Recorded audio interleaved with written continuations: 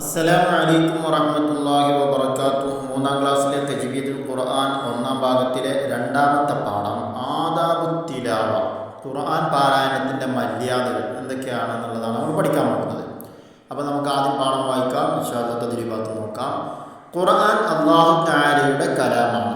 അത് പാരായണം ചെയ്യുന്നതിന് ധാരാളം അദബുകളുണ്ട്. അദബുകൾ പാലിച്ച് ഓതിയാൽ മാത്രമേ പൂർണ്ണമായ പ്രതിഫലം ലഭിക്കുകയുള്ളൂ. അപ്പോൾ എങ്ങനെയെങ്കിലും ഖുർആൻ പാരായണം ചെയ്തിട്ട് കാര്യമില്ല, ഖുർആനിൻ്റെ അദബുകൾ പാലിച്ചുകൊണ്ട് തന്നെയായിരിക്കണം, എങ്കിലും അതിൻ്റെ പ്രതിഫലം ലഭിക്കും. അദബുകളിൽ പ്രധാനപ്പെട്ട ചിലത് നമുക്ക് പഠിക്കാം. ഇൻഷാ അല്ലാഹ് ഓരോന്നും നമുക്ക് വിശദീകരിക്കാം. ഒന്ന്, മിസ്വാക്ക് ചെയ്ത് വായ വൃത്തിയാക്കുക. അപ്പോൾ ഖുർആൻ പാരായണം ചെയ്യാനിരിക്കുന്ന സമയത്ത് നമ്മുടെ വായ എന്തെങ്കിലും വൃത്തി ഉണ്ടായിരിക്കണം. മിസ്വാക്ക് ചെയ്യുക, ബ്രഷ് ചെയ്യുക എന്നുള്ളത്. ഓക്കെ. രണ്ടാമത്തെ, വുളൂ ഉണ്ടായിരിക്കുക. ഖുർആൻ പാരായണം ചെയ്യുന്ന സമയത്ത് നോക്കി മുസാഫ് കയ്യിൽ പിടിച്ച് ഓതുകയാണെങ്കിൽ നിർബന്ധമായിട്ടും വുളൂ വേണം. മുസാഫ് തുടങ്ങുന്നുണ്ടെങ്കിൽ വുളൂ വേണമല്ലോ. നേരെ മറിച്ച് നമ്മൾ കാണാതെ ഓതുകയാണെങ്കിലും വുളൂ ഉണ്ടായിരിക്കൽ സുന്നത്താണ്. അപ്പോൾ രണ്ടാമത്തെ നിയമം അദബ് എന്ന് പറയുന്നത് വുളൂ ഉണ്ടായിരിക്കുക എന്നതാണ്. മൂന്നാമത്തത്, ഖിബിലക്ക് തിരിഞ്ഞിരിക്കുക. ഖുർആൻ പാരായണം ചെയ്യുന്ന സമയത്ത് ഖിബിലയിലേക്കായിരിക്കണം തിരിഞ്ഞിരിക്കേണ്ടത്. അത് പ്രത്യേകം അതിൽപ്പെട്ടതാണ്. ഖുർആൻ പാരായണ സമയത്ത് മാത്രമല്ല, ഇൽമ് പഠിക്കുന്ന സമയത്താണെങ്കിലും പരമാവധി നമ്മൾ എവിടേക്ക് തിരിഞ്ഞിരിക്കണം? ഖിബിലയിലേക്ക് തിരിഞ്ഞിരിക്കണം. നാലാമത്തെ, മുസ്ഹഫ് ഉയരമുള്ള സ്ഥലത്ത് വെക്കുക. മുസ്ഹഫ് എപ്പോഴും ഒരു ഉയർന്ന സ്ഥലത്തായിരിക്കണം. ഇരിക്കുന്ന ബെഞ്ചിൽ ഒരിക്കലും മുസ്ഹഫ് വെക്കരുത്, അതല്ലെങ്കിൽ ഇരിക്കുന്ന കസേരയിൽ വെക്കരുത്. ഒക്കെ നമ്മൾ ശ്രദ്ധിക്കണം. ഉയർന്ന സ്ഥലത്തായിരിക്കണം മുസ്ഹഫ് വെക്കേണ്ടത്. അഞ്ചാമത്തെ, വസ്ത്രവും സ്ഥലവും വൃത്തിയുള്ളതായിരിക്കുക. ഖുർആൻ ഓതാൻ ഇരിക്കുന്ന സമയത്ത് നമ്മുടെ വസ്ത്രം വൃത്തിയുള്ളതാകണം, ഖുർആൻ ഓതുന്ന സ്ഥലവും വൃത്തിയുള്ളതായിരിക്കണം. 6, തുടക്കത്തിൽ അഊദു, ബിസ്മി എന്നിവ ഓതുക. അഊദു ബില്ലാഹി മിനശ് ശൈത്വാനിർ റജീം, ബിസ്മില്ലാഹിർ റഹ്മാനിർ റഹീം എന്നത് ചൊല്ലുക. 7, ഭക്തിയോടെ സാവധാനത്തിൽ ഓതുക. സ്പീഡിൽ എന്ത് ചെയ്യണ്ട? ഖുർആൻ ഓതണ്ട, സാവധാനം ഓതിയാൽ മതി. 8ാമത്തേത്, സജദയുടെ ആയത്ത് ഓതിയാൽ സുജൂദ് ചെയ്യുക. സജദയുടെ ആയത്ത് ഇൻഷാ അല്ലാഹ് ഉസ്താദുമാർ കാണിച്ചു തരും എവിടെയാണ് നിന്നതൊക്കെ.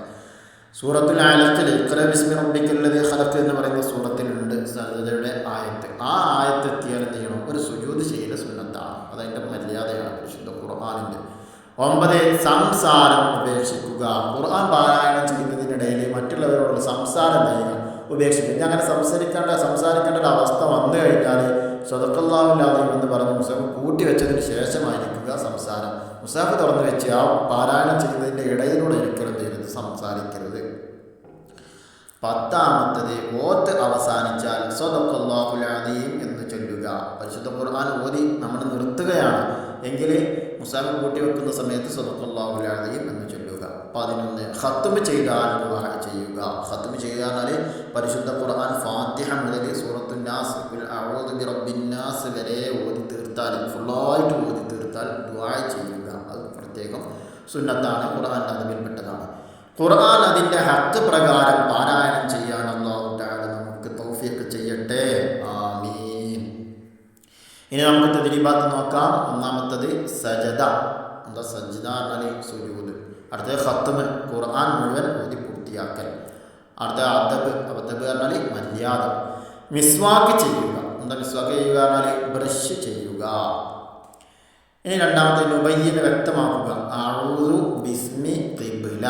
ഇത് 3 വ്യക്തമാക്കണം. ഇങ്ങനെ 1, അഊദു ബില്ലാഹി മിനശ് ശൈത്വാനിർ റജീം. 2, ബിസ്മി എന്നുള്ളത് വ്യക്തമാക്കിയിട്ട് ബിസ്മില്ലാഹിർ റഹ്മാനിർ റഹീം. അടുത്ത ഖിബ്ല. ഖിബ്ല എന്താ? കഅബ നമ്മുടെ ഖിബ്ല. കഅബയാണ് നമ്മുടെ എന്ത് ഖിബ്ല എന്ന് പറയുന്നത്. ഇനി നുഇദു 5 അസ്ഇലത്തിൻ മഅ അജ്വിബ. നമ്മുടെ പാഠത്തുനിന്ന് എത്ര ചോദ്യം? 5 ചോദ്യം അതിൻ്റെ ആൻസർ ഉണ്ടാക്കണം. നമ്മുടെ പാഠത്തുനിന്ന് എന്ത് ചെയ്യണം? 5 ചോദ്യം അതിൻ്റെ ആൻസർ. വളരെ സിമ്പിളാണ്. ഒന്നെന്താ? അള്ളാഹുവിൻ്റെ കലാമാണ് ഏതാണത്? അള്ളാഹുവിൻ്റെ കലാമ് വിശുദ്ധ ഖുർആൻ. 2, ഓത്ത് അവസാനിച്ചാൽ എന്ത് ചൊല്ലണം?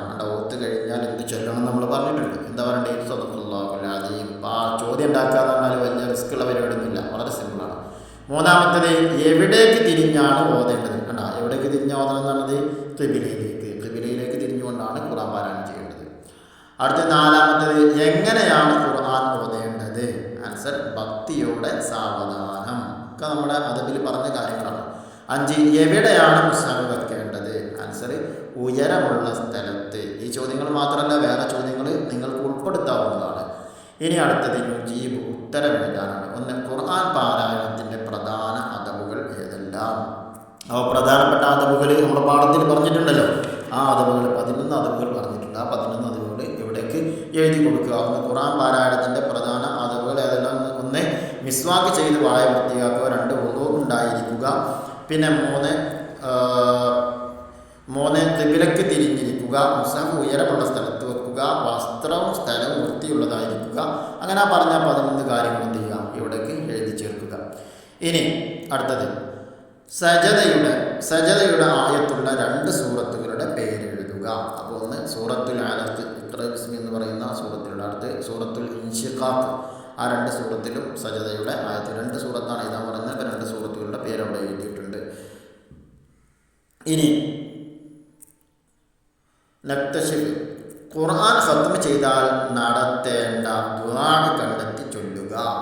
അപ്പോൾ ഖുർആൻ പൂർത്തിയാക്കി ഫുള്ളായിട്ട് ഓതിക്കഴിഞ്ഞാൽ നടത്തേണ്ട ഒരു ദുആ ഉണ്ട്. ആ ദുആ എന്ത് ചെയ്യുക? കണ്ടെത്തുക. നമ്മുടെ വീട്ടിൽ ഏടുകളിൽ ഉണ്ടാകും, പല മുസ്ഹഫുകളുടെയും അവസാന ഭാഗത്തിലുണ്ടാകും. അത് പിന്നെ ജസ്റ്റ് ഒന്ന് എന്ത് ചെയ്യുക? ചൊല്ലി നോക്കുക എല്ലാവരും. അടുത്തത് തഖ്സീസ്. ഒന്ന് ലഖറ സൂറത്ത് തൂർ പാരായണം ചെയ്യാനാണ്. രണ്ടാമത്തെ നഹ്ഫദ സൂറത്തുൽ ഹുമസ വൽ അദ്കാർ ഫിൽ വുളൂ, സൂറത്തുൽ ഹുമസ കാണാതെ പഠിക്കാനാണ്. അടുത്ത അൽ അദ്കാർ ഫിൽ വുളൂയിലുള്ള ദിക്റും കാണാതെ പഠിക്കാനുള്ളതാണ്. ഒക്കെ നമ്മുടെ പിന്നെ തജ്വീദിൻ്റെ അവസാന ഭാഗത്തിൽ നമുക്ക് കാണാതെ പഠിക്കാനുള്ള എല്ലാ സൂറത്തുകളുണ്ട്. അതുപോലെ തന്നെ എല്ലാ ദിക്റുകളുണ്ട്. അത് പ്രത്യേകം അവിടെ ശ്രദ്ധിച്ചാൽ തന്നെ അത് മനസ്സിലാകും.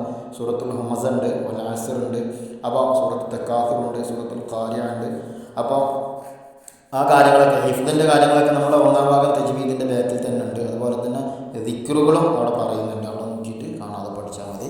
ഇൻഷാ അല്ലാഹ് അല്ലാഹു സുബ്ഹാനഹു വ തആല പഠിക്കാനും പഠിച്ചതനുസരിച്ച് പ്രവർത്തിക്കാനും അല്ലാഹു തആല നമുക്ക് തൗഫീഖ് നൽകുമാറാകട്ടെ. നല്ല ബുദ്ധിയും ഓർമ്മശക്തിയും പഠിക്കാനുള്ള തൻ്റെ ഇടവും അല്ലാഹു തആല നമുക്ക് നൽകുമാറാകട്ടെ. ആമീൻ. അസ്സലാമു അലൈക്കും വറഹ്മത്തുള്ളാഹി വബറകാതുഹു.